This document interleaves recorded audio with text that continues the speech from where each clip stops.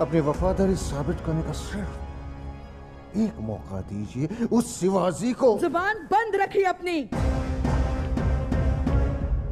एक बागी दूसरे बागी को हराने की बात कर रहा है। आप जैसे बागी घर जला रहे हैं और वहां सिवा पूरी सल्तनत जला रहा है।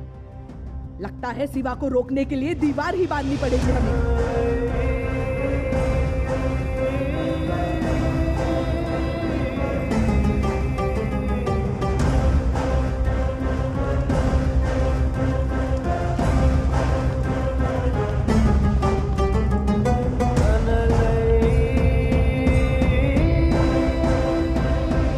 पन्हाळगडावर मात्र आम्ही सांगितल्याप्रमाणे बाजींच्या मार्गदर्शनाखाली रायाजी बांदल आणि त्यांची सेना पन्हाळगड आणि विशाळगड या दोन्ही किल्ल्यांच्या बेबुदीकरणासाठी झट